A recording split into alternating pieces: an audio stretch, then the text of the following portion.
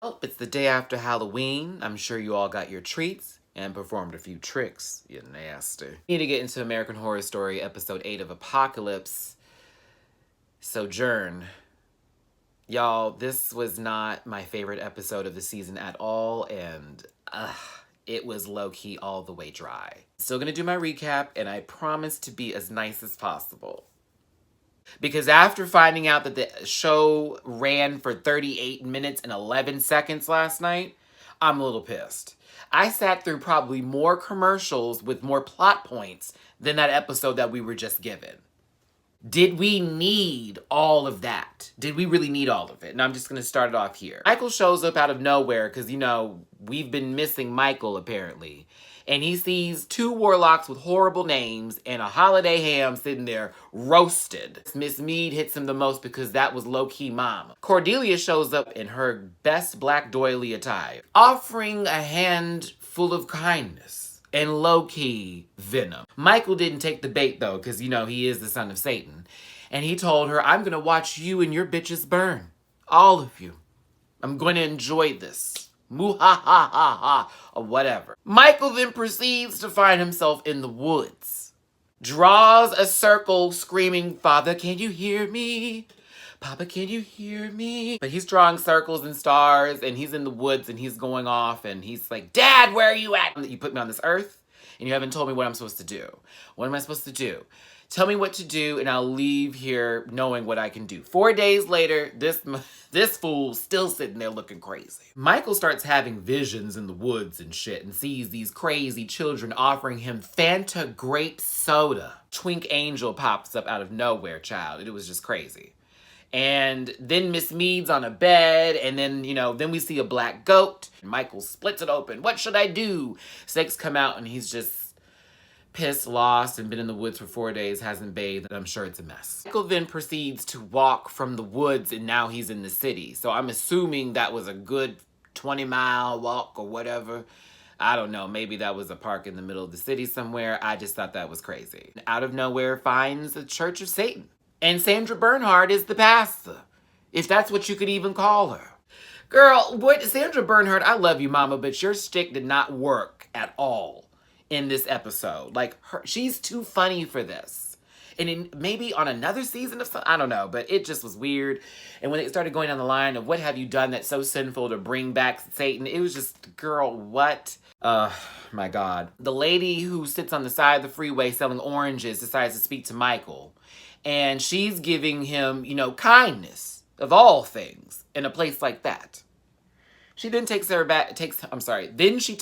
back to her home and tells him what Satan has done for her. Then she got cable. That was a part of the bragging rights. Not to be a snob here, but yeah, cable is a luxury. Have you seen the bills lately? And I'm talking about basic, no DVR. The fool. And that she's fucking Brad Pitt and Ryan Reynolds on different days. What? So that's what Satan's done for her. And of course, Michael, after already not being enthused by what was going on in the church, he wasn't buying her gig when she was going through, I have all these riches in the world, because Michael's thinking, oh, if that's the only reason why you worship Satan, then what the hell? You know what I'm saying? And Michael gives her the toots. And then she's like, how dare you speak like that in my house? Michael's like, but look, bitch, I have the mark of the beast.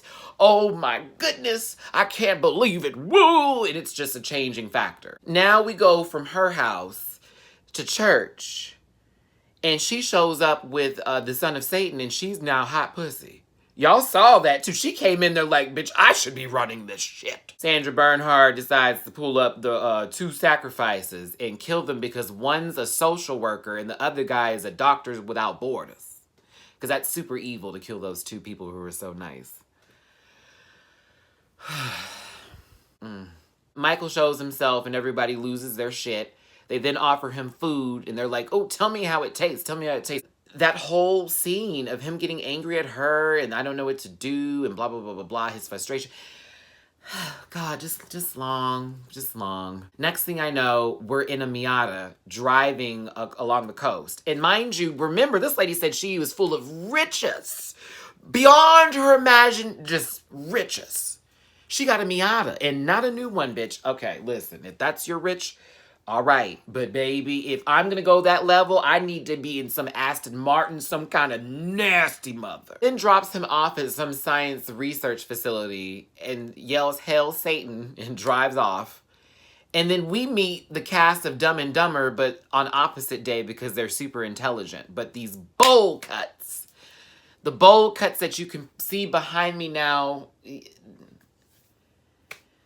oh, that was a choice. That bothered the hell out of me. I got like Celicia tees from America's Next Top Model. And if you know what I'm talking about, and you saw America's Next Top Model way back in the day, you know what hairstyle, and those two, definitely the same people. God, let me get a picture of Celicia up in here. Yeah, there we go. Miss Venable was there. And not in black, but in lavender. Still would have came. You know, with her good old pimp daddy walk came, just that tuck-a-tuck. All you hear is poof, poof, poof from that cane hitting the floor and shit. Michael comes there and he needs help from those geniuses to bring Miss Mead back. They decide to make a cyborg, which is what we saw from that one episode of her getting shot or stabbed, I can't remember. And then all of the juice is coming out like, what is this? Who am I? Yes. This is how Miss Mead was made. We went through 38 minutes and 11 seconds to get that out. To get Miss Mead's story out of how she was created again. They burned. I'm upset. I went through the woods. Oh no. Found the Church of Satan. They're all not what I wanted them to be. I met a drifter who just so happens to have a house because she pledged her allegiance.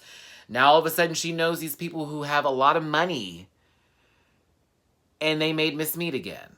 And I'm sure they're going to have more to do with whatever the apocalypse is supposed to be or however it came about. That was the episode, you guys. What I will say that I liked from this episode is that, yes, we did get to see Miss Venerable. I low-key feel like I say her name wrong every time. Whatever.